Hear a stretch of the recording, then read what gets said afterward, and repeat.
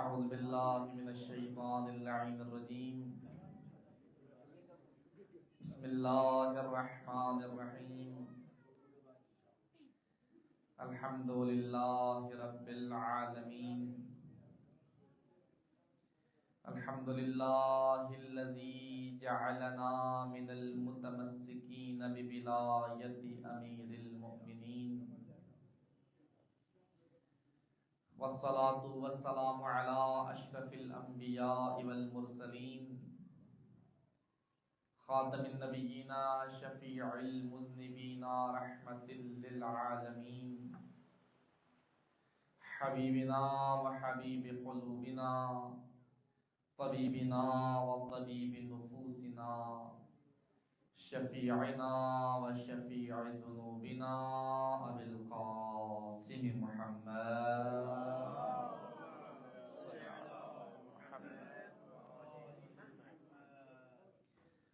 ثم الصلاة والسلام على أهل بيته الطيبين الطاهرين المعصومين المنتجبين الميامين الذين قال الله تبارك وتعالى في شأنهم إنما يريد الله ليذهب عنكم الرجس أهل البيت ويطهركم تطهيرا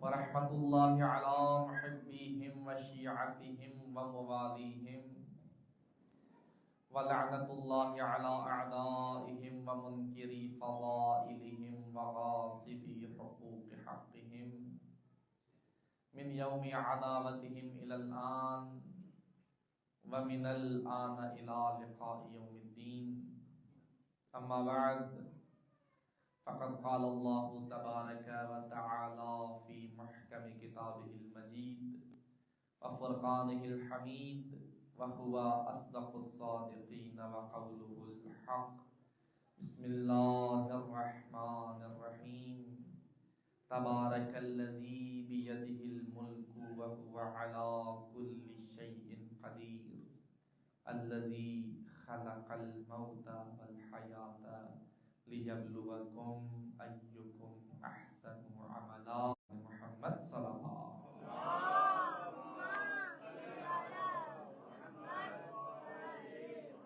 اور برکتوں بھری ساعات نصیب فرمائی. اور یہ سفر رواں دواں ہے اور آج ایک عشرہ اس ماہ مبارک رمضان کا مکمل ہو گیا. یقیناً ہم میں سے ہر کسی نے اپنی بساط کے مطابق کوشش کی ہوگی کہ خداوند متعال ہمیں اپنی اس احسان عظیم سے کسی حد تک مستفید ہونے کی توفیق عطا فرمائے.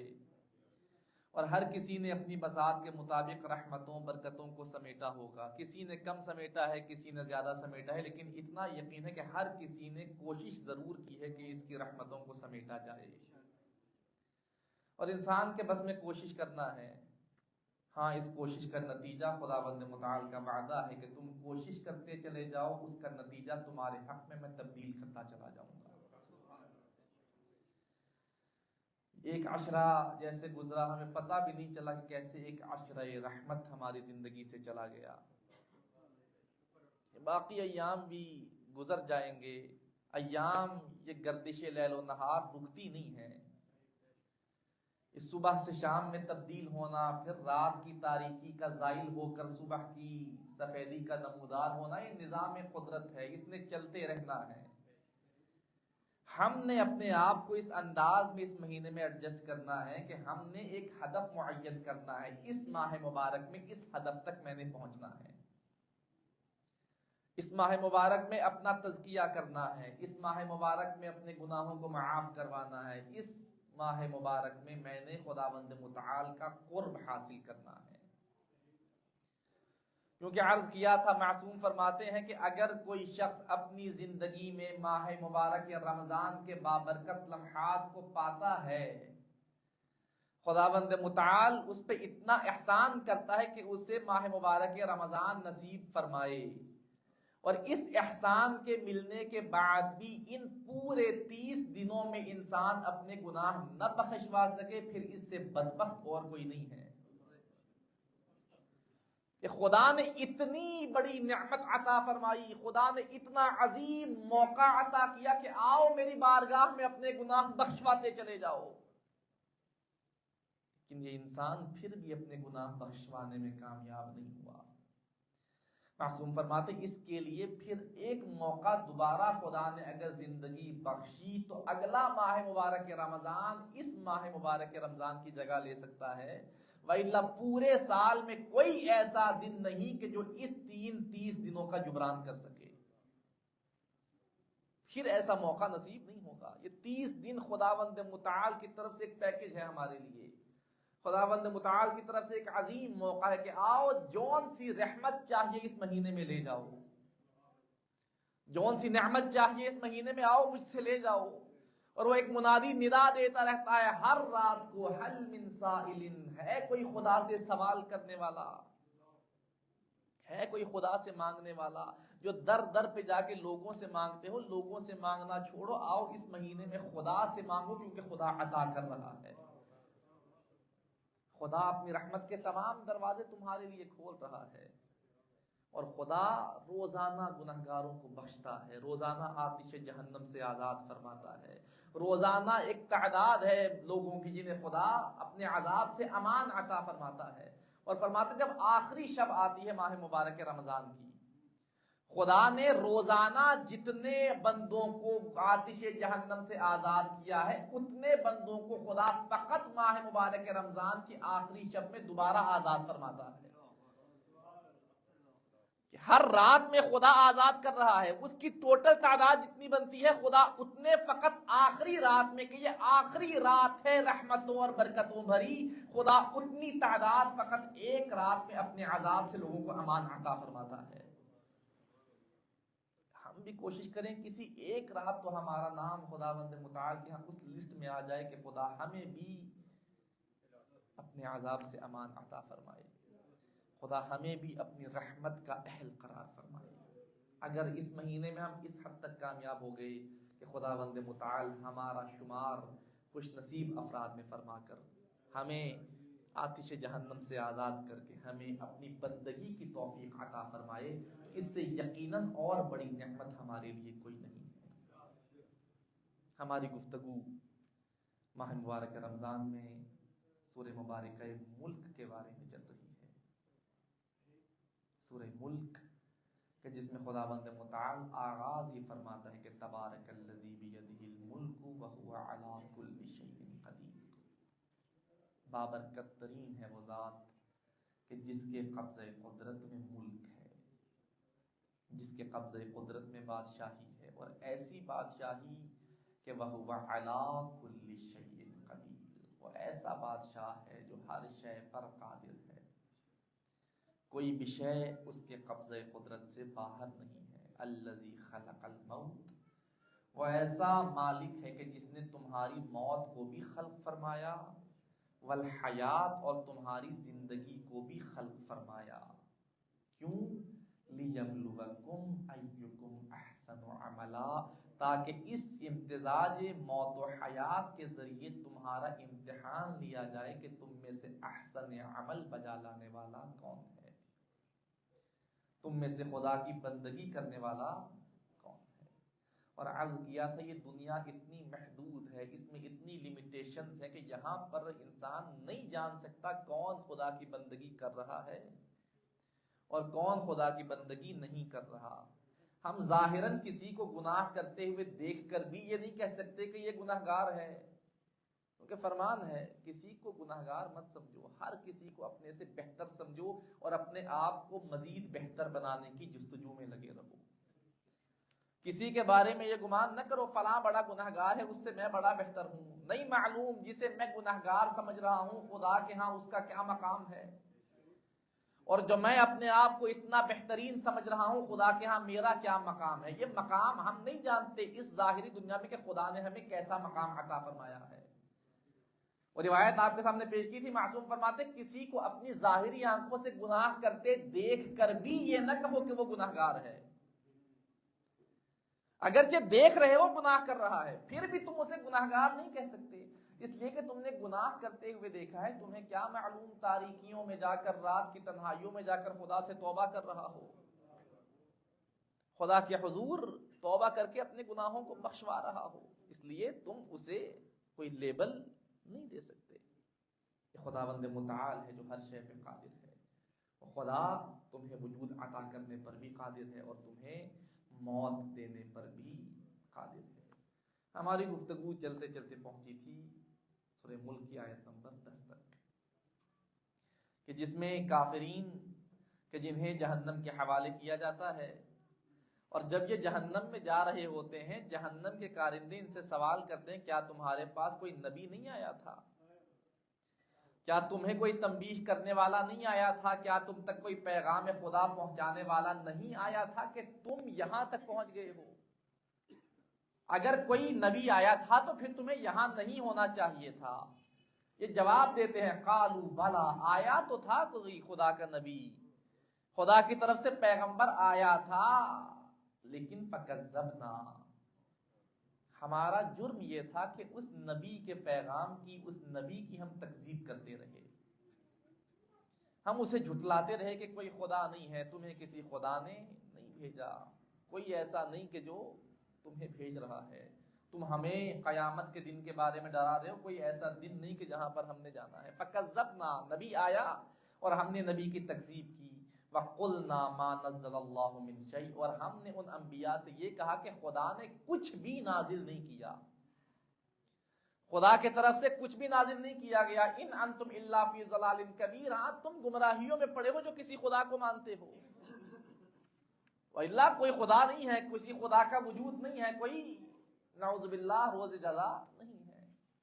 آج اگلی آیت میں یہ ایک اور جواب دیتے ہیں انہیں کہ جو ان سے سوال کرتے تھے تمہارے پاس کوئی نذیر نہیں آیا تھا، یہ کہتے ہیں نذیر آیا تو تھا۔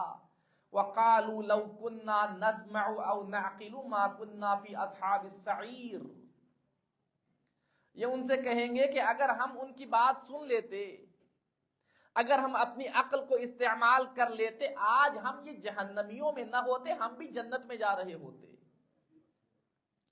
انبیاء پیغام پہنچاتے رہے لیکن ہم نے ان کے پیغام کو سنا نہیں، ہم نے ان کے پیغام کے ذریعے سے اپنی زندگی بہتر بنانے کی کوشش نہیں کی۔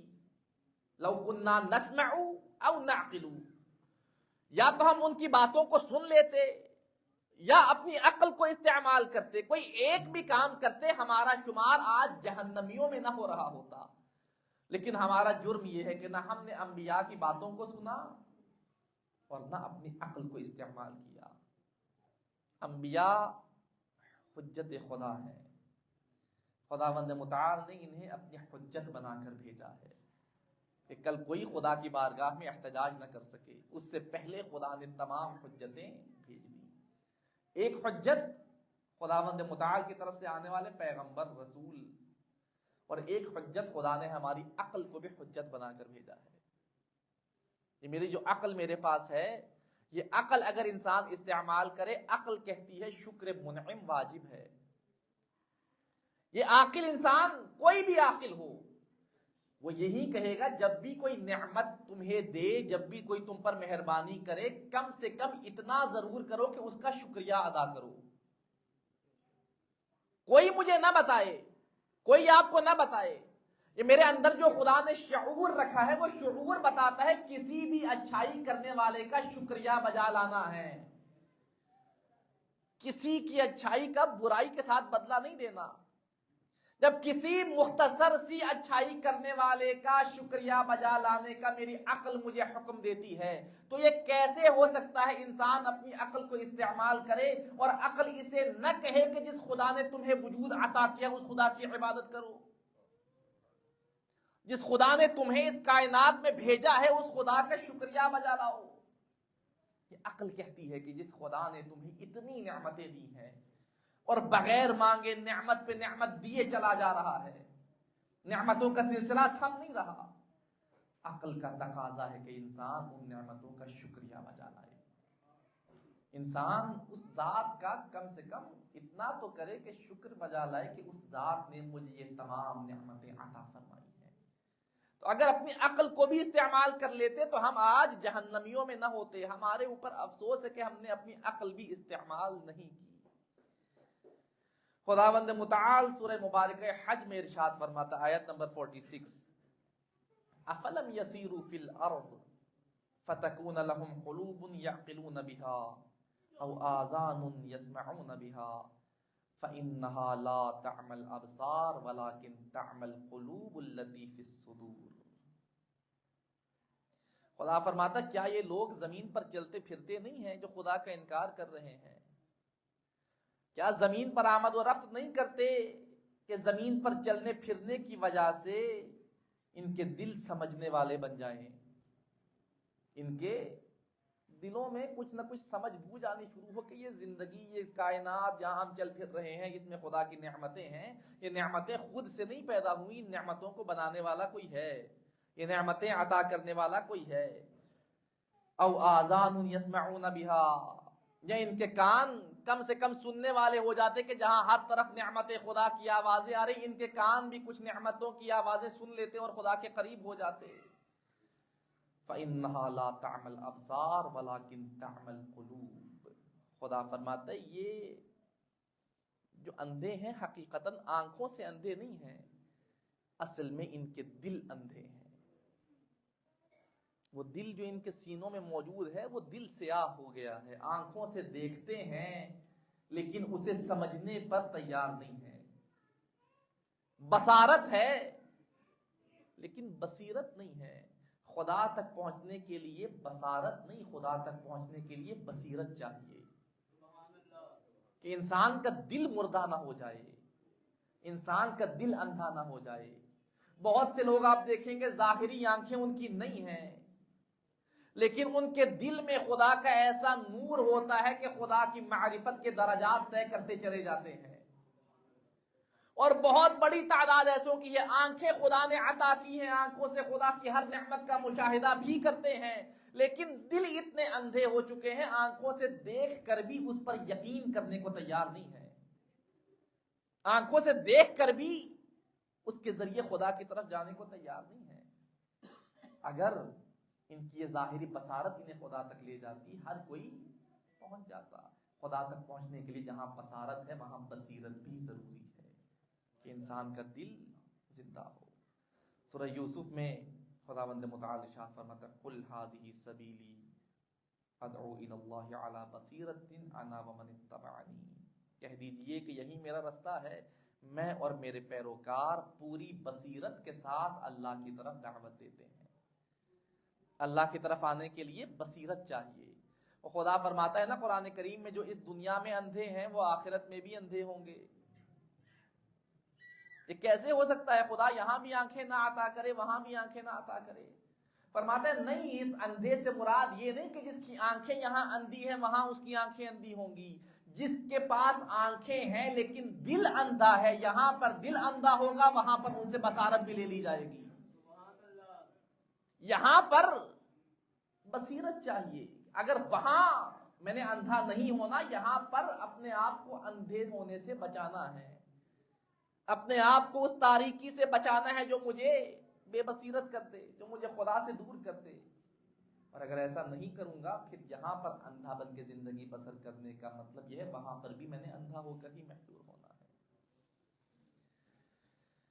سورہ بقرہ میں خداوند متعال ارشاد فرماتا ہے ان فی خلق السماوات والارض واختلاف اللیل والنہار والفلک التي تجری فی البحر بما ينفع الناس وما انزل اللہ من السماء من ماء فاحیا به الارض بعد موتها وبث فيها من كل دابة وتصريف الرياح والسحاب المسخر بين السماء والارض لآیات لقوم یعقلون. اگر کوئی خدا کے قریب ہونا چاہے، اگر کوئی خدا کو سمجھنا چاہے، خدا کو سمجھنا مشکل نہیں ہے. معرفت خدا حاصل کرنا چاہے، خدا کا اقرار کرنا چاہے، اس کے لیے کوئی بہت لمبا پروسیس نہیں ہے. خدا فرماتا ہے ان فی خلق السماوات والارض، بے شک خدا نے جو زمین و آسمان خلق کی ہیں جنہیں انسان صبح و شام مشاہدہ کرتا ہے، کون سا ایسا لمحہ ہے کہ ہماری نگاہیں زمین کی طرف نہ ہو؟ کون سا ایسا لمحہ ہے کہ آسمان ہمیں دکھائی نہ دے رہا ہو؟ ہر لمحہ زمین بھی ہمارے سامنے ہے اور آسمان بھی ہمارے سامنے. اگر کوئی خدا تک پہنچنا چاہے اسی زمین و آسمان کے ذریعے خدا تک پہنچا جا سکتا ہے. کہ جب بھی زمین پر نگاہ پڑے ایک دفعہ سوچے تو صحیح کون ہے جو زمین کا اتنا وسیع یہ زمین بچھا سکتا ہے؟ کون ہے جو یہ فرش اتنے خوبصورت انداز میں بچھا رہا ہے؟ آسمان کی طرف نگاہ کرے، کون ہے ایسا؟ ہم سے ایک چھوٹی سی چھت بغیر پلر کے کھڑی نہیں ہوتی. وہ کون سی ذات ہے جس نے اتنا بڑا سائبان بنا دیا ہے بغیر کسی سہارے کے؟ کوئی سہارا نہیں ہے، اور اتنا وسیع خداوند متعال نے آسمان میں بچھا دیا. واختلاف اللیل والنہار، گردش لیل و نہار، دن کا رات میں تبدیل ہو جانا، پھر رات کی تاریکی سے دن کا نمودار ہونا، یہ خدا کی نشانی ہے. تم میں سے کون ہے جو رات سے دن ہونے کو روک سکتا ہے یا دن کو رات میں تبدیل ہونے سے روک سکتا ہے؟ ایک روٹین کے مطابق دن کے بعد رات نے آنا ہے اور رات کے بعد دن نے آنا ہے. یہ شروع سے ایسا ہی سلسلہ چلتا آ رہا ہے اور یہ سلسلہ چلتا رہنا ہے. اگر خدا کو سمجھنا ہو اسی سے سمجھو کہ وہ کون ہے جو دن کو رات میں تبدیل کرتا ہے اور رات سے روشنی کو نمودار کر کے صبح میں تبدیل کر دیتا ہے. خدا تک پہنچنا آسان ہو جائے گا. والفلک التی تجری فی البحر بما ينفع الناس، اور وہ کشتیاں کہ جو سمندروں میں چل رہی ہیں. پانی جسے ہم بہت ہی کوئی کمزور سی چیز سمجھتے ہیں، اس پانی کے اوپر کشتیاں کتنے ٹنوں کا سامان لے کر چلی جا رہی ہیں. کون ہے کہ جو اس کشتی کو پانی کے اوپر چلا رہا ہے؟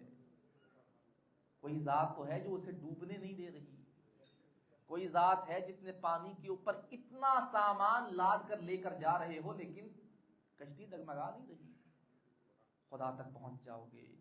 وما انزل اللہ من السماء من ماء، اور خدا وہ ہے کہ جو آسمان سے پانی برساتا ہے اور آسمان سے پانی برسانے کے بعد فاحیا به الارض بعد موتها، اس پانی کے ذریعے سے زمین کو زندگی عطا کرتا ہے، بنجر زمینوں کو آباد زمینوں میں تبدیل کر دیتا ہے. کون ہے؟ زمین بنجر ہو گئی ہے، تمہارے استعمال کے قابل نہیں رہی، وہ خدا پانی برسا کے اس کے مردہ ہونے کو دور کر کے اسے پھر سے زندگی عطا کرتا ہے. خدا کے سوا کوئی نہیں کر سکتا. وتصریف الریاح والسحاب المسخر بین السماء والارض، ہواؤں کا چلنا، بادل کا ہواؤں کے دوش پر سفر کرنا، یہ کوئی خدا کے سوا نہیں کر سکتا. لآیات لقوم یعقلون، یہ ساری نشانیاں ان کے لیے ہیں جو اپنی عقل کو استعمال کرتے ہیں، جو اپنے عقل کے ذریعے سے کام لینا چاہتے ہیں. ان کے لیے ان سب میں خدا کی نشانیاں موجود ہیں. لیکن اگر کوئی ان سب کو دیکھ کر بھی اندھا بن جائے، کوئی ان سب کو دیکھ رہا ہے لیکن ان کے ذریعے وجود خدا کی طرف نہیں جا رہا، اس کا دل اتنا تاریک ہو گیا ہے کہ خدا کے وجود کی طرف واضح نشانیاں دیکھ کر بھی نہیں پہنچ پاتا. عرض کیا تھا ہم نے، کچھ لوگ ایسے ہیں جن کا کام ہی انکار کرنا ہے، ان کی زندگی کی بیس ہی انکار ہے.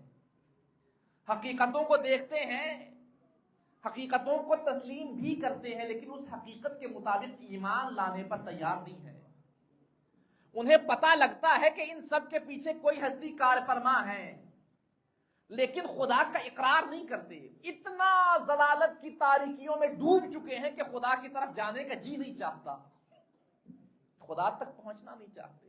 ساری واضح نشانیاں دیکھتے ہیں لیکن اس کے باوجود خدا کی طرف نہیں جاتے. وَإِلَّا اگر انسان خدا تک پہنچنا چاہے، چھوٹی چھوٹی تمام اشیاء جو ہمارے ارد گرد موجود ہیں ان سب میں خدا کی نشانیاں موجود ہیں. توحید مفضل ایک کتاب ہے، مختصر سی کتاب ہے، کوئی بہت طولانی نہیں ہے، جس میں خداوند متعال کی، خداوند متعال نے اشیاء خلق کی، ان میں خدا کی حکمتیں کیا ہیں، ان حکمتوں کو بیان کیا گیا ہے کہ ان حکمتوں کے ذریعے خدا تک پہنچو. اور مزہ آتا ہے اس کتاب کو پڑھ کے کہ جن چھوٹی چھوٹی چیزوں کے ذریعے ہم تصور بھی نہیں کر سکتے کہ اس میں خدا کی کوئی حکمت ہے، اس کتاب میں اس کے بارے میں بھی بیان دیا کہ اس میں خدا نے کیسی حکمت پوشیدہ رکھی ہے۔ مثال کے طور پہ اس کتاب میں آپ ہر انسان مطالعہ کرے، اردو ترجمے کے ساتھ موجود ہے، توحید مفضل۔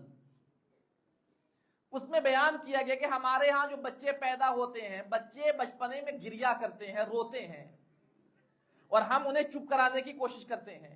وہ کہتے ہیں بچے کا یہ رونا بھی حکمت خدا سے خالی نہیں ہے۔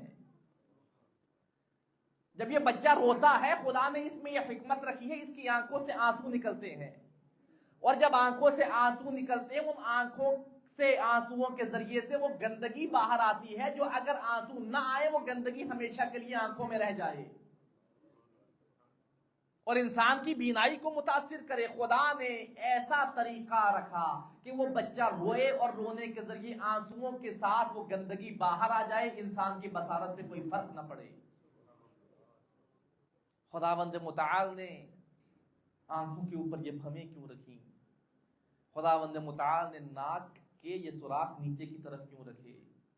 خداوند متعال نے داڑھی اور مونچھ کیوں عطا فرمائی؟ خدا نے زبان جس شکل میں اس شکل میں کیوں عطا فرمائی؟ ہر شے کی حکمت موجود ہے اس کتاب میں، اور اسی کتاب میں یہ ایک روایت ہے کہ جس روایت کے ذریعے کہتے ہیں کہ اگر خدا تک پہنچنا ہے، خدا تک پہنچنا کوئی مشکل کام نہیں ہے، لیکن شرط یہ ہے کہ ہاں تم اپنی عقل کو استعمال کرو، عقل تمہیں خدا تک لے جاتی ہے۔ کہتے ہیں حسبک بہذا النسیم المسمى ہوا۔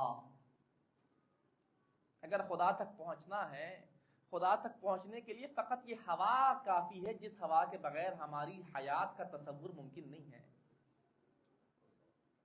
فقط یہ ہوا خدا کی ایسی نشانی ہے کہ یہ تمہیں خدا تک لے جاتی ہے۔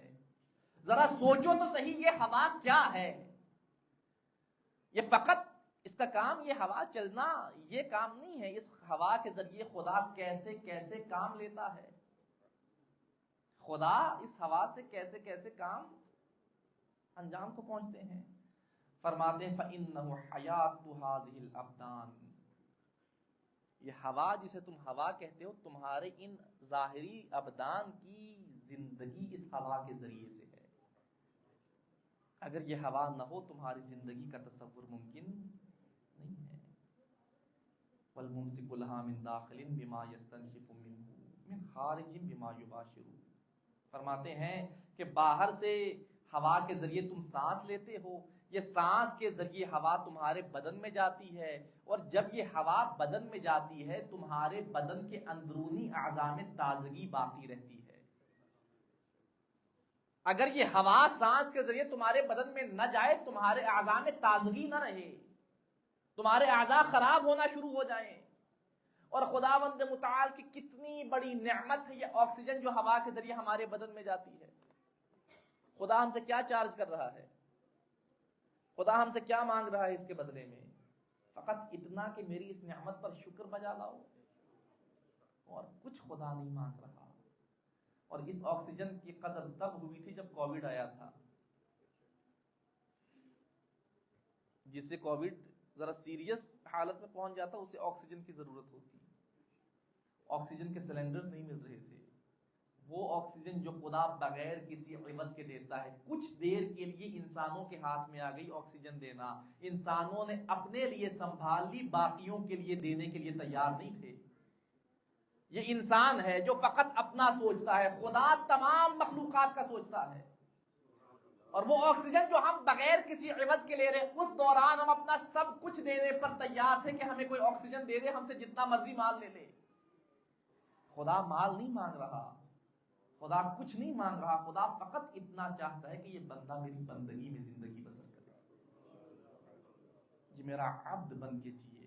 تو یہ ہوا جہاں تمہارے ظاہری بدن کی حیات ہے، وہیں تمہارے بدن کے اندر موجود اعضاء کی تازگی اس ہوا کے ذریعے سے ہے۔ وَفِيهِ تَطْرِدُ هَذِهِ الْأَصْوَاتُ فَيُؤَدِّي الْبُعْدَ الْبَعِيدَ، اسی ہوا کے ذریعے سے تمہاری آوازیں منتقل ہوتی ہیں، اور یہ ہوا تمہاری آوازوں کو اپنی دوش پر اٹھا کر دور سے دور ترین علاقوں تک پہنچا دیتی ہے۔ اگر یہ ہوا نہ ہو، تمہاری جو آواز کے ذریعے ویوز نکلتی ہیں وہ ویوز منتقل نہ ہو، تمہاری آواز میں یہاں سے بات کروں آپ تک نہ پہنچے، یا اگر ہماری آواز پہنچتی ہے تو اس ہوا کے ذریعے سے کہ جو ہوا اپنی دوش پر اٹھا کر ان لہروں کو آگے منتقل کرتی ہے۔ یہ ہوا جہاں تمہیں زندگی عطا کرے وہاں تمہاری کمیونیکیشن کا ایک بہت بڑا ذریعہ یہ ہوا ہے، جس کے ذریعے سے تم اپنی آواز پہنچا سکتے ہو۔ وَهُوَ الْحَامِلُ هَذِهِ الْأَرْوَاحِ يُنْقِلُهَا مِنْ مَوْضِعٍ إِلَى مَوْضِعٍ، یہی ہوا مختلف طرح کی خوشبوؤں کو ایک جگہ سے دوسری جگہ منتقل کرنے کا کام کرتی ہے۔ ان خوشبوؤں کے ذریعے تم پہچان سکتے ہو کہ یہ اچھی چیز ہے، یہ بری چیز ہے، یہ میرے فائدے کی چیز ہے، یہ میرے نقصان کی چیز ہے۔ یہ ہوا کا کام ہے کہ ان خوشبوؤں کو، اس اسمیل کو تمہارے تک پہنچائے۔ فَكَذَلِكَ الصَّوْتُ وَهُوَ الْقَابِلُ لِهَذَا الْحَرِّ وَالْبَرْدِ الَّذِينَ يَتَعَاقَبَانِ عَلَى الْعَالَمِ لِصَلَاحِهِ۔ پھر خداوند متعال فرماتا ہے کہ یہی ہوا جیسے تمہاری آواز کو پہنچاتی ہے، جیسے تمہاری خوشبوؤں کو پہنچاتی ہے، اسی طرح یہ ہوا ہر طرح کی ٹھنڈک کو بھی منتقل کرتی ہے اور گرمی کو بھی منتقل کرتی ہے۔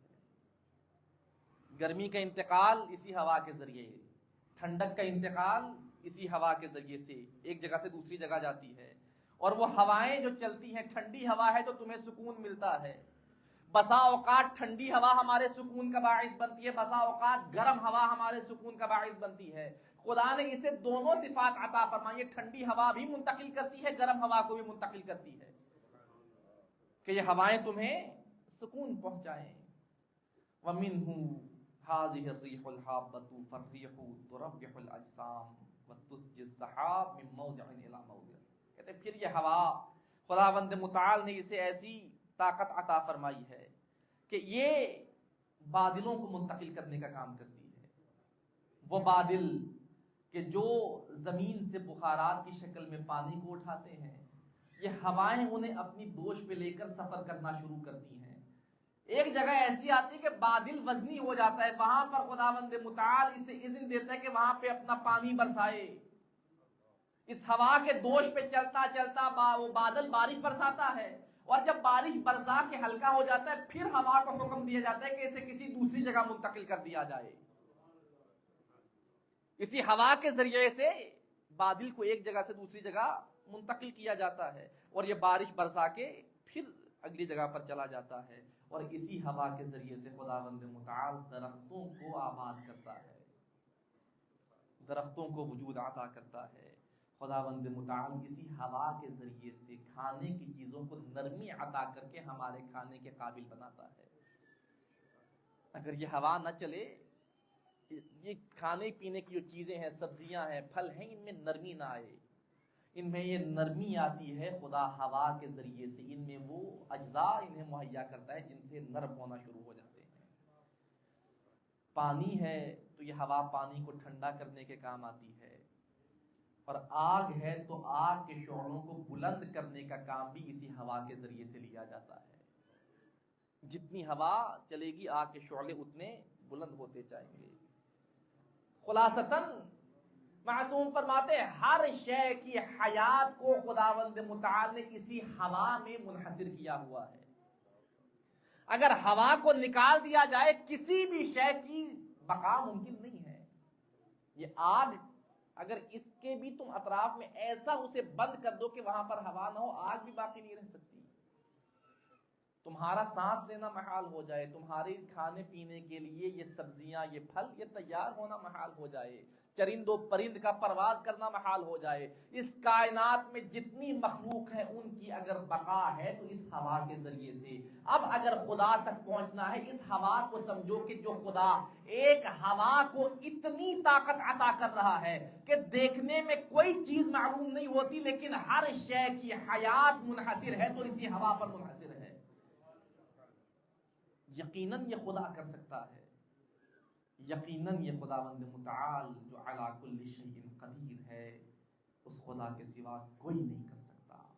لیکن شرط یہ ہے کہ اس کے ذریعے خدا تک تب پہنچو گے جب اپنی عقل کو استعمال کرو گے، جب تم اپنی عقل کو اندھا نہیں ہونے دو گے۔ امام جعفر صادق علیہ السلام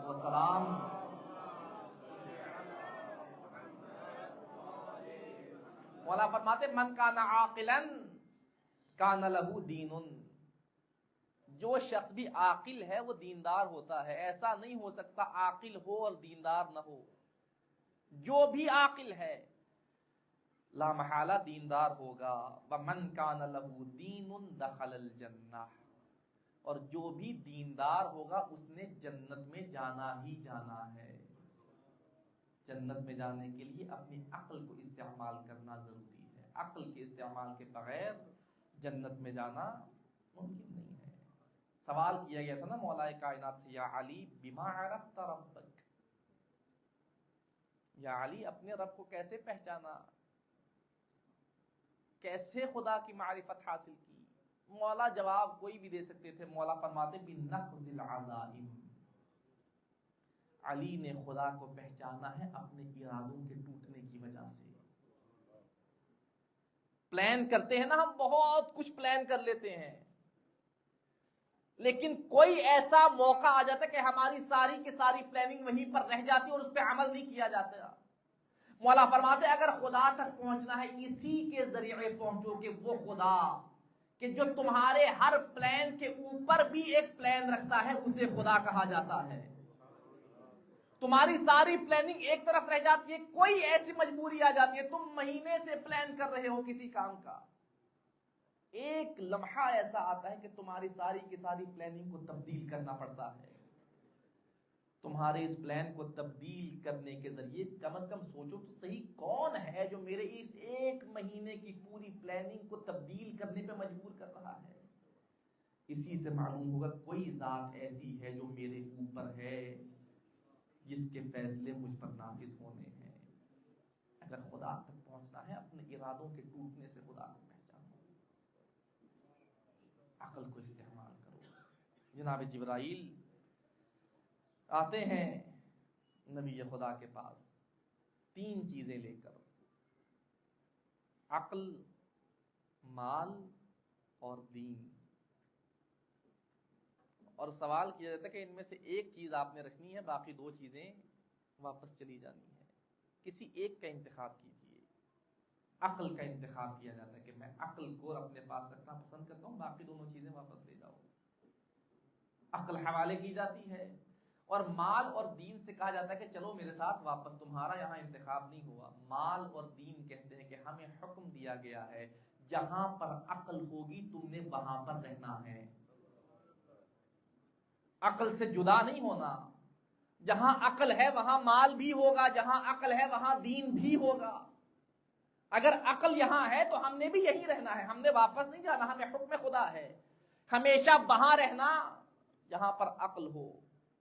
عقل سے دور ہو کر اپنی بقا مت سمجھنا۔ اسی لیے امام جعفر صادق علیہ السلام ارشاد فرماتے ہیں، مولا سے سوال کیا گیا مولا مل عقل، مولا عقل کیا ہے؟ مولا ذرا فرمائیے کہ عقل کیا تعریف ہے عقل کی؟ مولا فرماتے ما عبد به الرحمن واکتسب به الجنان، عقل وہ ہے کہ جس کے ذریعے سے رحمان کی بندگی کی جائے اور جنت کما لی جائے، اسے عقل کہا جاتا ہے۔ تمہاری یہ عقل کافی ہے کہ تم خدا کی بندگی کرو۔ عرض کیا عقل کہتی ہے شکر منعم بجا لاؤ، عقل کہتی ہے جو بن مانگے اتنا کچھ دے رہا ہے، اس کا کچھ تو حق بنتا ہے تم پر، اس کا حق بجا لاؤ۔ عقل وہ ہے جو تمہیں خدا کے قریب کرتی ہے، عقل وہ ہے کہ جس کے ذریعے خدا کی بندگی کرتے ہو۔ پھر کسی نے سوال کیا مولا اگر عقل وہ ہے کہ جس کے ذریعے خدا کی بندگی کی جائے تو بتائیں جو معاویہ استعمال کرتا تھا وہ عقل نہیں تھی؟ وہ بھی اپنا دماغ استعمال کر کے شاطر تھا بہت۔ مولا فرماتے ہی شبیہۃ بالعقل ولیست بعقل، وہ عقل سے ملتی جلتی کوئی چیز تھی، عقل نہیں تھی۔ اگر عقل کو استعمال کرتا کبھی خدا سے دور نہ ہوتا۔ عقل انسان کو خدا کے قریب کرتی ہے، عقل کبھی بھی انسان کو خدا سے دور نہیں کرتی۔ اور میں نے عرض کیا یہ انسان، جو بھی انسان عقل رکھتا ہو، خدا کو مانتا ہے یا نہیں مانتا. کچھ چیزیں ہیں جو آپ جہاں جائیں گے آپ کو ایک جیسی ملیں گی، اس میں خدا کو ماننے والے یا نہ ماننے والے کا کوئی فرق نہیں ہے. جھوٹ بولنا برا ہے، انسان کی عقل کہتی ہے کہ جھوٹا برا ہے. کسی پر ظلم کرنا برا عمل ہے، انسان کی عقل کہتی ہے دنیا کے جس کونے میں چلے جائیں ہر کوئی کہے گا جھوٹ بولنا اچھی بات نہیں ہے. جہاں چلے جائیں سب کہیں گے کسی پر ظلم کرنا اچھا نہیں ہے، خود ظالم بھی ہو لیکن پھر بھی ظلم کو اچھا کوئی نہیں کہے گا. عقل وہ ہے جو انسان کو برائیوں سے دور کرتی ہے، عقل وہ ہے جو انسان کو خدا کے قریب کرتی ہے.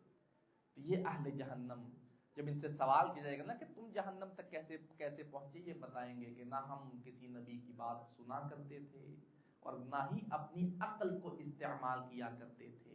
کاش کہ ہم وہاں یا ان کی بات سن لیتے یا اپنی عقل کو استعمال کرتے تو آج ہم جہنمیوں میں نہ ہوتے. اپنی عقل کو استعمال کرنا ہمیں جنتیوں کی صفوں میں شامل کر دیتا. یہ عقل خداوند متعال کی بہت بڑی نعمت ہے. انسان کے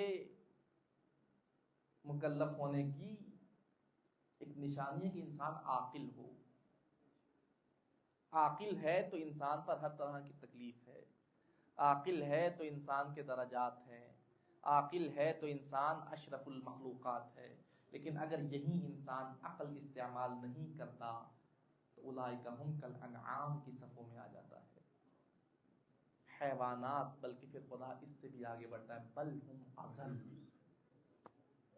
حیوانات بھی، بہت سے حیوانات ان بے عقل لوگوں سے بھی بہتر ہیں، یہ ان سے بھی بدتر ہیں. یہ انسان نے فیصلہ کرنا کہ اپنی عقل کو استعمال کر کے اشرف المخلوقات بننا ہے یا اپنی عقل کو پس پشت ڈال کے اپنے دل کو اندھا کر کے بل ہم اضل السبیلا کی صف میں کھڑے ہونا ہے. خداوند متعال نے زندگی عطا کی تو انشاءاللہ اگلی آیت کی طرف کل بڑھیں گے.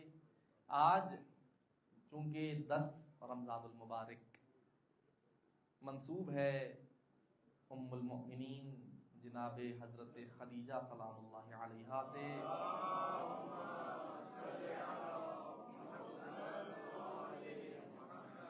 چند منٹ آپ کو زحمت بی بی کے حوالے سے دینی ہے.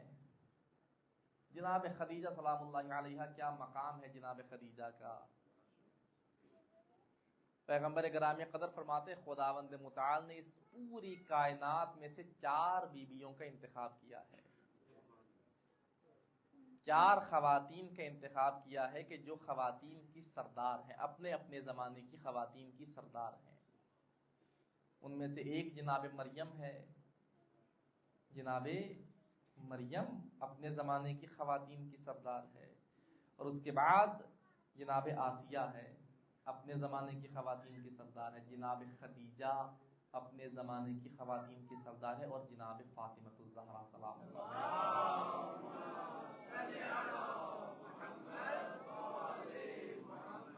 لیکن ان چاروں میں سے بھی فرق یہ ہے کہ 3 وہ ہیں جو فقط اپنے اپنے زمانے کی خواتین کی سردار ہے.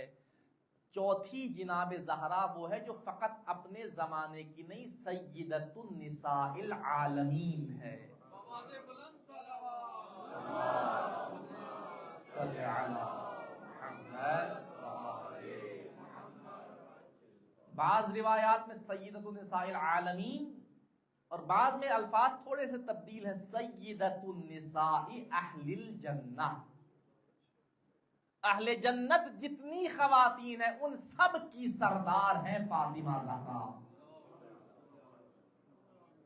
اہل جنت میں جناب مریم بھی شامل ہیں، جناب آسیہ بھی شامل ہیں، جناب خدیجہ بھی شامل ہیں. تو جناب مریم و جناب آسیہ و جناب خدیجہ وہ جو فقط اپنے اپنے زمانے کی خواتین کی سردار ہے، ان سرداروں کی بھی سردار جناب فاطمہ زہرا سلام اللہ علیہا.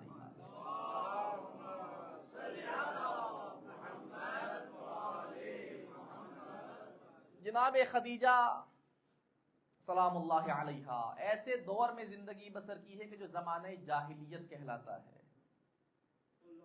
جس میں بیٹیوں کو زندہ درگور کر دیا جاتا ہے، جس میں عورت نفرت کی علامت سمجھی جاتی ہے۔ بیٹی ہوتی ہے، کوئی بتاتا نہیں ہے میری بیٹی ہوئی ہے، زندہ دفن کر دیتا ہے۔ اتنا کمتر عورت کو سمجھا جاتا ہے۔ یہ مقام جناب خدیجہ ہے کہ اس ماحول میں بھی جناب خدیجہ کو طاہرہ کہہ کر پکارا جاتا تھا۔ بی بی کا لقب ہے طاہرہ۔ جہاں پر عورت نفرت کے قابل سمجھی جا رہی ہے، اس ماحول میں اگر کسی کو طاہرہ کہا جا رہا ہے تو وہ جناب خدیجہ کی ذات ہے۔ امتیازات اگر دیکھے جائیں جناب خدیجہ کے، بہت سے ایسے امتیازات ہیں جن میں فقط جناب خدیجہ ہے اور کوئی خاتون جناب خدیجہ کی شریک نہیں ہے۔ پیغمبر گرامی قدر کے ازواج بہت ہیں، لیکن بعض خصائص ہیں جنہیں خصائص جناب خدیجہ کہا جا سکتا ہے، جن میں فقط جناب خدیجہ تنہا ہے۔ ان میں سے ایک یہ ہے کہ خداوند متعال نے سلام بھیجا ہے جناب خدیجہ کے لیے۔ شب معراج ختمی مرتبت فرماتے ہیں، جب شب معراج عرش پر گئے، جبرائیل سے پوچھا ہے جبرائیل کوئی حاجت رکھتے ہو، کوئی خواہش ہے؟ تو جناب جبرائیل فرماتے ہیں حاجتی ان تقرأ علی خدیجہ من اللہ و منی السلام۔ یا رسول اللہ، حاجت یہ ہے کہ جب جائیں جناب خدیجہ کو میری طرف سے بھی اور اللہ کی طرف سے بھی سلام پہنچا دیجیے گا۔ تشریف لاتے ہیں، سلام پہنچایا جاتا ہے۔ جناب خدیجہ فرماتے ان اللہ هو السلام، خدا تو وہ ہے جو سلامتی ہی سلامتی ہے، ومنہ السلام، اور خدا وہ ہے کہ تمام سلامتیاں خدا کی طرف سے آتی ہیں، وإلیہ السلام، اور ان تمام سلامتیوں کا مرجع بھی خدا کی ذات ہے، انہوں نے پلٹنا بھی خدا کی طرف ہے، خدا سلامتی ہی سلامتی ہے۔ وعلی جبرائیل السلام، اور جبرائیل پر خدیجہ کا سلام۔ یہ وہ بی بی ہیں جنہیں خدا سلام بھیج رہا ہے۔ بشارت ملی ہے جنت کی اسی دنیا میں۔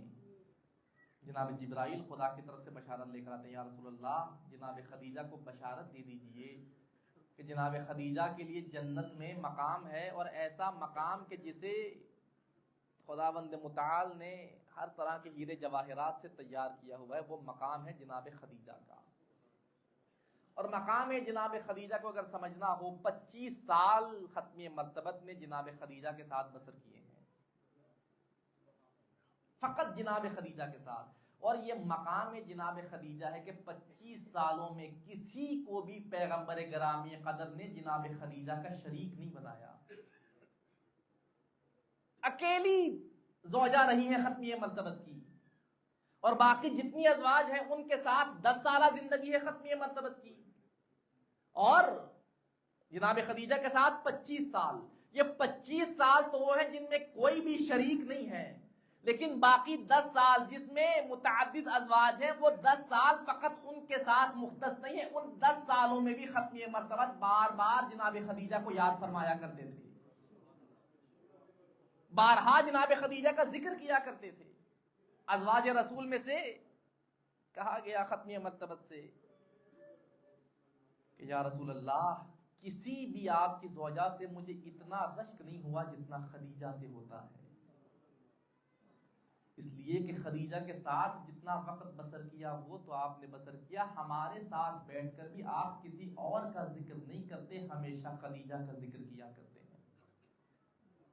ہمیشہ خدیجہ کو یاد کیا کرتے ہیں، جبکہ خدا نے آپ کو خدیجہ سے بہتر بیویاں عطا کی ہیں۔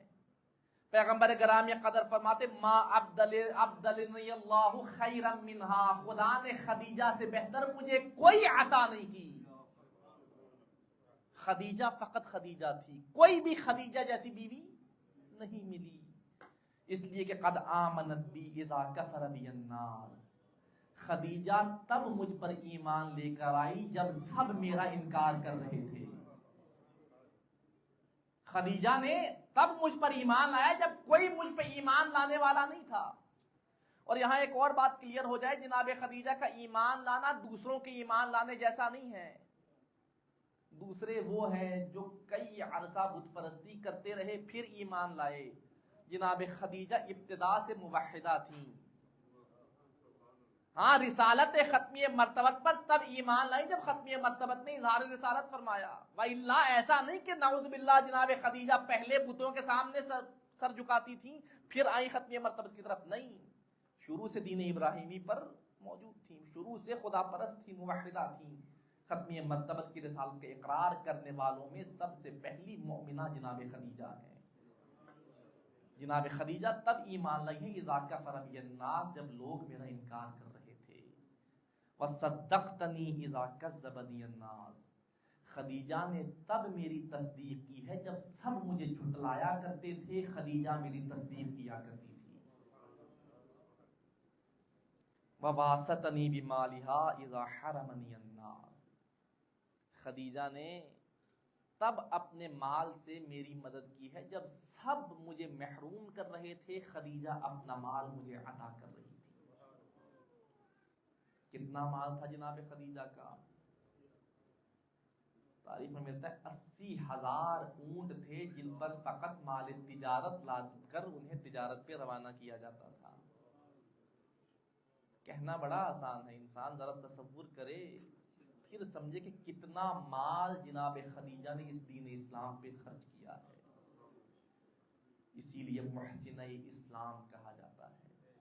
یہ احسان ہے جناب خدیجہ کا کہ جناب خدیجہ نے اللہ کے رسول کی تب تصدیق کی جب کوئی تصدیق کرنے والا نہیں، تب ایمان لائی جب کوئی ایمان لانے والا نہیں، تب اپنا مال دیا جب کوئی مال دینے والا نہیں. یہ جناب خدیجہ کا احسان تھا. خدا کسی کا احسان رکھتا نہیں ہے. ختمی مرتبت فرماتے جب خدیجہ نے یہ احسان کیا خدا نے اس کا بدلہ یہ عطا کیا، کسی سے مجھے اولاد نہیں دی، خدیجہ سے فاطمہ جیسی اولاد عطا فرمائی.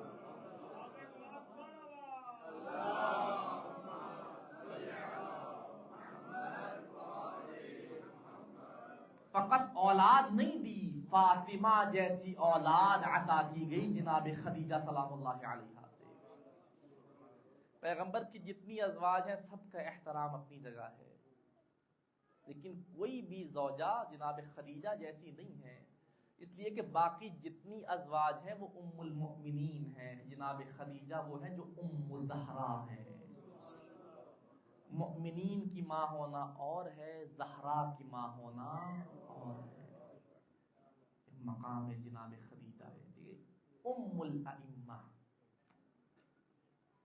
پیغمبر گرامی قدر کی نسل بھی چل رہی ہے اور جناب فاطمہ کی معصوم اولاد بھی آگے بڑھ رہی ہے. جناب خدیجہ سے خداوند متعال نے عطا فرمائی. جب جناب خدیجہ نے اتنا کیا تو خدا نے یہ انعام دیا کہ قیامت تک یہ نسل کبھی ختم نہیں ہوگی. یہ خداوند متعال کی طرف سے انعام ہے جناب خدیجہ کو کہ فاطمہ جیسی بیٹی کا وجود جناب خدیجہ سے دیا جا رہا ہے. جہاں خداوند متعال کا یہ انعام ہے، یقیناً پھر جناب فاطمہ سے محبت بھی جناب خدیجہ کو بہت ہے. بہت محبوبہ ہے اپنی ماں کی بھی اپنی باپ کی بھی. فاطمہ زہرا جیسی بیٹی ہو تو یقیناً باپ بھی بے پناہ محبت کرتا ہے، اور ماں بھی بے پناہ محبت کرتی ہے. ہماری بیٹیاں ہوں، ہم ان سے اتنی محبت کرتے ہیں کہ ان پہ کمپرومائز کرنے کے لیے تیار نہیں ہوتے. پھر بیٹی فاطمہ جیسی ہو، وہ فاطمہ کے جس کے بارے میں باپ فخر کرتا ہے کہ جیسی بیٹی خدا نے مجھے دی ایسی بیٹی خدا نے کسی کو عطا نہیں کی. وہ فاطمہ کے اگر زوجہ بنی تو علی فخر کرتے دکھائی دیتے ہیں جیسی زوجہ خدا نے مجھے عطا کی کائنات میں کسی کو نہیں دی گئی. اور اگر ماں بنے تو بچے فخر کرتے ہیں جیسی ماں خدا نے ہمیں دی ایسی ماں کسی کو نہیں دی گئی. فاطمہ خداوند متعال کا تحفہ ہے، اور ایسا تحفہ کہ جسے کبھی بھی عرض کیا تھا رد نہیں کیا جاتا جس کے وسیلے کو. آئیے آج شب جمعہ ہے، شب دعا ہے، ماہ مبارک رمضان ہے، استجابت دعا کے لمحات ہیں. مصائب کی طرف جانے سے پہلے ربط مصائب کے لیے ایک روایت، پھر انشاءاللہ مختصر سے مصائب آپ کی رحمت تمام۔ ایک عالم دین بیان کرتے ہیں کہ میں محرم الحرام کا عشرہ پڑھنے کے لیے مجھے دعوت دی گئی۔ پہلے دن مجلس پڑھنے گیا، بانی مجلس آتا ہے اور آ کے مجھ سے گزارش کرتا ہے، قبلہ گزارش یہ ہے کہ آج آپ نے مصائب پڑھنے ہیں تو زہرا کے مصائب پڑھ لیں۔ وہ کہتا ہے میں نے بانی مجلس تھا، اس کی خواہش کا احترام کیا، زہرا کے مصائب پڑھے۔ کہتا ہے دوسرے دن پھر میں مجلس پڑھنے کے لیے ممبر پہ جانے لگا، پھر وہ قریب آیا، پھر یہی کہا کہ آقا آج بھی جناب زہرا کے مصائب پڑھے۔ پھر جناب زہرا کے مصائب پڑھے۔ تیسرے دن پھر یہی ہوا، مجلس کے لیے جانے لگا، پھر گزارش کی، آقا ہاتھ جوڑ کے گزارش ہے مصائب زہرا کے پڑھنے ہیں۔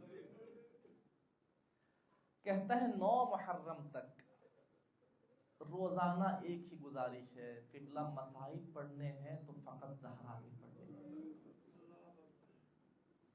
کہتا ہے میں نے دل میں سوچا یہ عجیب شخص ہے، محرم الحرام کے ایام مختص ہیں، کوئی دن حضرت عباس سے منسوب ہے، کوئی دن علی اکبر سے منسوب ہے، کوئی دن علی اصغر سے منسوب ہے، لیکن یہ روزانہ زہرا کے مصائب پڑھوا رہا ہے۔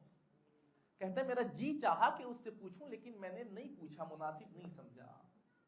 کہتا ہے 10 محرم کو میں نے امام حسین کی شہادت پڑھی اور عشرے کے بعد جانے لگا۔ جانے سے پہلے میں نے اس سے کہا میں آج جا رہا ہوں، لیکن جانے سے پہلے فقط اتنا بتا دے روزانہ تو مجھ سے زہرا کے مصائب پڑھواتا رہا، کیا وجہ ہے؟ وہ کہتا ہے قبلہ اس کے پیچھے ایک کہانی ہے، ایک داستان ہے۔ کہتا میں پہلے مسلمان نہیں تھا، عیسائی مذہب سے تعلق رکھتا تھا، خدا نے مجھے اولاد نہیں دی، بڑا عرصہ گزر گیا، بڑے عرصے بعد خدا نے مجھے ایک بیٹی عطا کی۔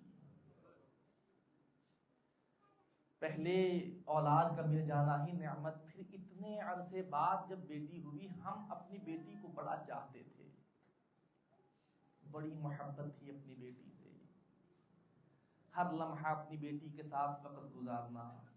کہتا ہے وقت گزرتا گیا، پھر ہماری بچی نے بولنا شروع کیا۔ پہلی دفعہ اس نے اپنی زبان سے مجھے بابا کہا، اتنا سکون ملا، میں گھر سے باہر جاتا، کوشش کرتا جلدی واپس آؤں، پھر اپنی بیٹی کی زبان سے اپنے لیے بابا کے الفاظ سنوں۔ کہتا ہے بڑی ہنسی خوشی ہمارے شب و روز گزر رہے تھے۔ ایک دن ایک قیامت ٹوٹی کہ میری بیٹی کے حلق میں ایک سکہ پھنس گیا، بچی بول نہیں پا رہی، ہم نے بڑی کوشش کی لیکن اس کی آواز نہیں سن پا رہے، ہاسپٹل لے کر گئے لیکن وہ ایسی جگہ پھنسا ہے کہ وہ بھی کچھ کر نہیں پا رہے۔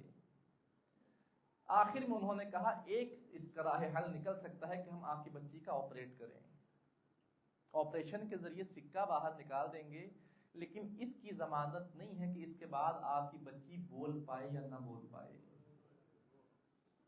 یہ کہتا ہے میں نے سوچا بچی بولے یا نہ بولے ہمارے پاس ہماری اولاد رہے گی، یہی سکون ہے، میں نے اجازت دے دی آپریشن کی، لیکن میں اسی کشمکش میں ہوں، کیسے زندگی کٹے گی، کیسے اپنی بیٹی کو اس حالت میں دیکھتا رہوں گا۔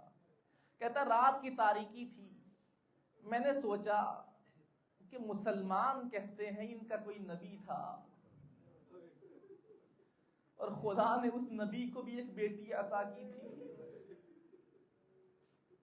رات کی تاریکی ہے، نہ جانے میرے دل میں کہاں سے یہ خواہش آئی، میں نے ایک کونے میں جا کے مصلی بچھایا اور مصلی پہ بیٹھ کے رو رو کے دعا کر رہا ہوں، اور میری لبوں پہ یہ الفاظ آئے کہ اے نبی اللہ، سنا ہے آپ کی بھی ایک بیٹی تھی، خدا نے مجھے بھی ایک بیٹی دی ہے، یا رسول اللہ جیسے آپ اپنی بیٹی سے پیار کرتے تھے ویسے ہی میری بیٹی بھی مجھے بڑی عزیز ہے، اگر ہو سکے تو میری بیٹی واپس پلٹا دیجیے۔ کہتا ہے میری آنکھوں سے آنسو نکلتے جا رہے ہیں، مجھے نہیں پتا میں کیا کہہ رہا ہوں۔ اتنے میں نے دیکھا ڈاکٹرز بھاگتے ہوئے آئے اور آ کے کہا کہ آپ کی بیٹی کے حلق سے سکہ نکل آیا ہے، آپ کی بچی بول بھی رہی ہے، کوئی آپریشن نہیں کرنا پڑا، وہ سکہ باہر آ گیا ہے۔ کہتا ہے میں دوڑتا ہوا اپنی بیٹی کے پاس گیا اور کہا بیٹی کیا ہوا؟ کہ ابھی تک ڈاکٹرز کہہ رہے تھے کہ آپریشن کرنا پڑے گا، ابھی بغیر کسی آپریشن کے سکہ باہر آ گیا۔ کہتی ہے بابا میں نہیں جانتی کیا ہوا، میں بے ہوش تھی، میں نے دیکھا ایک نورانی ہستی میرے قریب آتی ہے، میرے پیچھے اپنا دست شفقت پھیرا، وہ دست شفقت پھرنا تھا کہ سکہ میرے حلق سے باہر آ گیا۔ اور ہاں بابا، اس ہستی نے جاتے جاتے آپ کے لیے ایک پیغام دیا ہے کہ اے بیٹی تمہیں زندگی تو مل رہی ہے، تمہارے بابا ابھی دعا کرتے ہوئے کہہ رہے تھے کہ جیسے میں اپنی بیٹی سے پیار کرتا ہوں وہ بھی تم سے اتنا پیار کرتے ہیں، اپنے بابا سے بتا دینا جتنا محمد زہرا کو چاہتا ہے اتنا کوئی باپ اپنی بیٹی کو نہیں چاہ سکتا۔ یہ فقط محبت زہرا ہے جو رسول کے دل میں ہے، ایسی محبت کسی باپ کے دل میں نہیں ہے۔ ہاں عزاداروں، یہ باپ کی محبت ہے، ایک محبت خدیجہ کے دل میں ہے زہرا کے لیے۔ جانتے ہیں خدیجہ زہرا سے کتنا محبت کرتی ہیں؟ وقت آخر ہے، پیغمبر گرامی قدر کو اپنے قریب لاتی ہیں اور وصیت کرتی ہیں، یا رسول اللہ آپ سے ساری زندگی کچھ نہیں مانگا، آج آپ کو وصیت ہے یا رسول اللہ میرے بعد میری زہرا کا خیال رکھیے گا، یا رسول اللہ میرے بعد میری زہرا کو کوئی تکلیف نہ ہونے پائے۔ اور بعض علماء بیان کرتے ہیں کہ جناب خدیجہ نے وصیت میں کہا یا رسول اللہ خیال رکھنا میرے بعد زہرا کو کوئی تماچا نہ مارے، کوئی زہرا کو اذیت نہ پہنچائے۔ شاید رسول نے کہا ہو خدیجہ جب تک میں زندہ ہوں میں ضمانت دیتا ہوں زہرا کو کوئی تکلیف نہیں ہوگی، ہاں میرے جانے کے بعد نہیں معلوم زہرا کے دروازے پہ آگ لگا دی جائے، یہاں میری آنکھیں بند ہوں زہرا کی کمر کو جھکا دیا جائے، میرے بعد کی ضمانت میں نہیں دیتا۔ یہی وجہ ہے کہ جس تمانچے سے جناب خدیجہ کہتی رہی نا یا رسول اللہ زہرا کو تمانچہ نہ لگنے دینا، رسول کی زندگی میں تو کسی کی ہمت نہ ہوئی، ہاں رسول کے اس دنیا سے جانے کے بعد چشم فلک نے وہ منظر بھی دیکھا کہ ایک لعین نے اپنا ہاتھ ہوا میں بلند کیا اور رخسار مبارک زہرا پہ ایسا تماچا رسید کیا زہرا کے رخساروں کے رنگ تبدیل ہو۔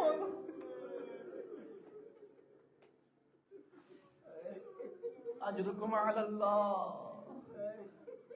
نہ جانے زہرا کتنا عرصہ زندہ رہی، 3 مہینے۔ ہمارے ہاں سوگ بھی ختم نہیں ہوتا اتنے سے عرصے میں، کسی کا باپ مر جائے نا اسے محلے والے آ کے دلاسا دیا کرتے ہیں، اسے محلے والے آ کے اس کو سکون کی باتیں کیا کرتے ہیں۔ یہ زہرا یا اولاد زہرا کی قسمت ہے کہ یہاں بابا دنیا سے جاتا ہے 3 مہینوں میں نہ جانے زہرا پہ کیسی کیسی مصیبتیں نازل کی جاتی ہیں۔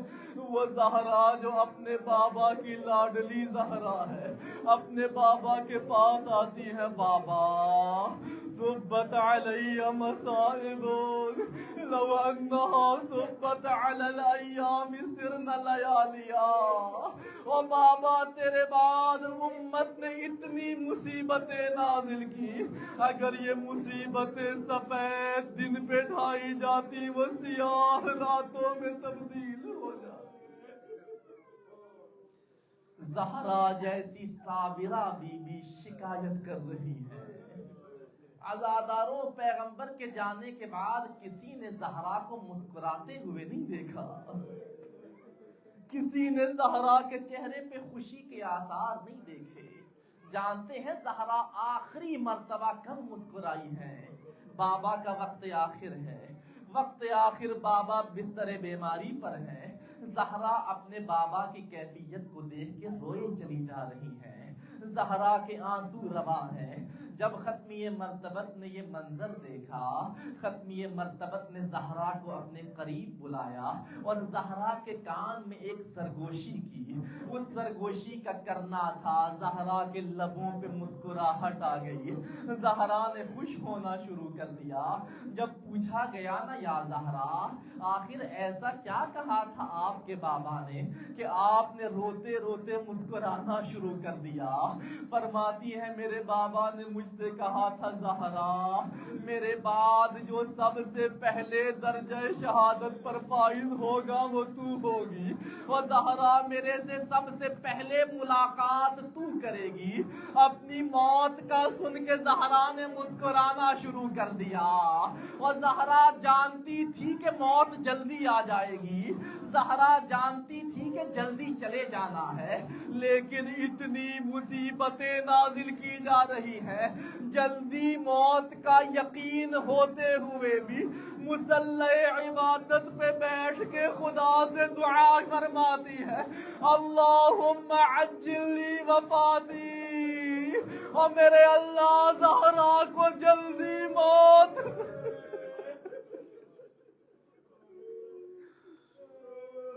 عزادارو یہ پہلی وصیت ہے جو جناب خدیجہ نے ختمی مرتبت سے کی ہے۔ اس کے بعد جناب خدیجہ کچھ کہنا چاہتی ہیں لیکن لب نہیں ہل رہے، کہنے کی ہمت نہیں ہو رہی۔ ختمی مرتبت سے عرض کرتی ہیں یا رسول اللہ اگر اجازت دیجئے میں اگلی وصیت زہرا سے کرنا چاہتی ہوں، میں اگلی وصیت اپنی بیٹی سے کرنا چاہتی ہوں۔ ختمی مرتبت اٹھ کے کمرے سے باہر تشریف لے جاتے ہیں۔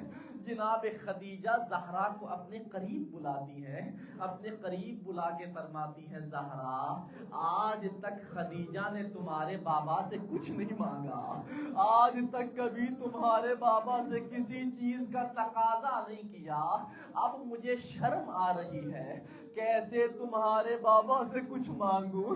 زہرا جاؤ میری طرف سے اپنے بابا کو پیغام دینا کہ یا رسول اللہ خدیجہ چاہتی ہے اس عبا میں کفن پہنایا جائے جس عبا میں وحی الہی نازل ہوتی تھی۔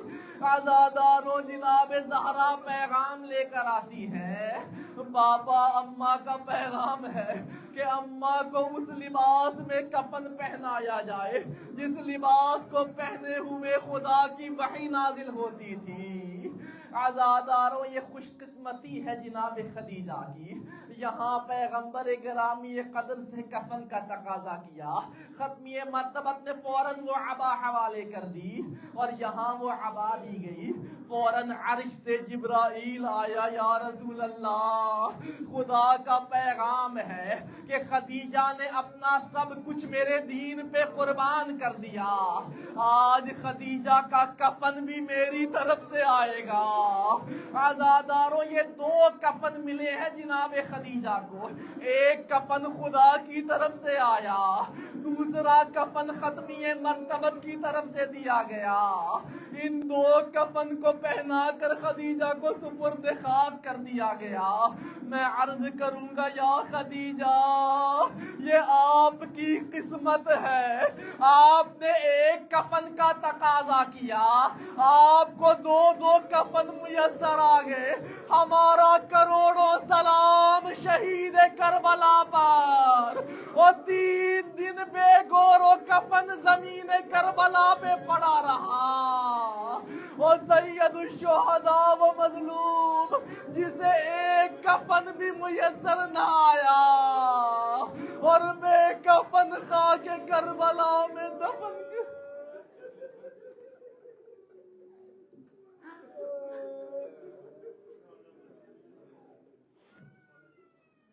لعنت اللہ علی القوم الظالمین وسيعلم الذين ظلموا أي منقلب ينقلبون إنا لله وإنا إليه راجعون۔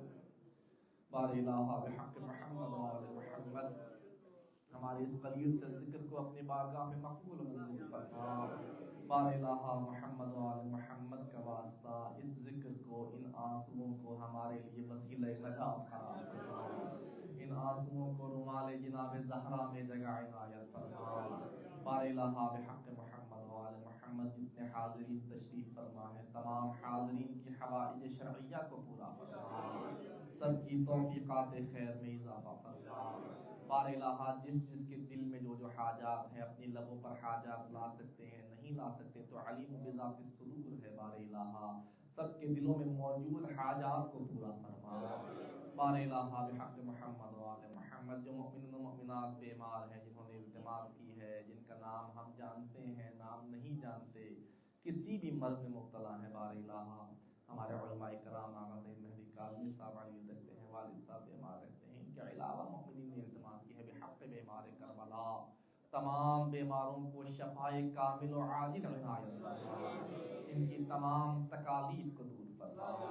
بار الہ جو مؤمنین ربع صحت ہیں، آئندہ ماہ مبارک رمضان تک صحت و تندرستی کے ساتھ طول عمر عطا فرما۔ بار الہ بحق محمد و آل محمد جو مؤمنین و مؤمنات بے اولاد ہیں، اولاد نرینہ کے لیے التماس کی ہے، محمد و آل محمد کا واسطہ ان تمام مؤمنین و مؤمنات کو اولاد نرینہ کی نعمت سے سرفراز فرما، صاحبان اولاد کو اپنی اولاد کی خوشیاں دیکھنا نصیب فرما۔ بار الہ بحق محمد و آل محمد جو بھی مؤمنین و مؤمنات کسی بھی حوالے سے پریشان ہیں، اپنے گھروں میں بچوں بچیوں کے رشتوں کے حوالے سے پریشان ہیں، کسی اور معاملے میں پریشان ہیں، ان تمام مؤمنین و مؤمنات کی پریشانیوں کو دور فرما، سب کی مشکلات کو آسان فرما۔ بار الہ اس ماہ مبارک رمضان کا صدقہ آج کی اس شب میں ہم سب کے تمام گناہان کبائر و صغائر کو معاف فرما، ہمیں آئندہ گناہوں سے بچنے کی توفیق عطا فرما۔ بار الہ بحق محمد و آل محمد ہمارے امام کے قلب پاک کو ہم سب سے راضی و خوش فرما، امام زمانہ کے ظہور میں تعجیل فرما، ہم سب کو اپنے امام کے اعوان و انصار میں شامل ہونے کے قابل بننے کی توفیق عطا فرما۔ بار الہ تمام حاضرین کے جتنے مرحومین ہیں، تمام مرحومین کو غریق رحمت فرما، سب پہ اپنی رحمتوں اور برکتوں کا نزول فرما۔ بار الہ ہماری اس دنیا میں جتنی سانسیں باقی ہیں، جتنی زندگی باقی ہے، تمام زندگی محمد و آل محمد کی محبت میں، محمد و آل محمد کا ذکر کرتے ہوئے زندگی بسر کرنے کی توفیق عطا فرما۔ اس دنیا سے جاتے ہوئے اپنے سینوں میں محبت اہل بیت کو لے کر جانے کی توفیق عطا فرما۔ ہم سب کو اس دنیا میں محمد و آل محمد کی زیارت نصیب فرما، آخرت میں ہم سب کو محمد و آل محمد کی شفاعت نصیب فرما۔ ربنا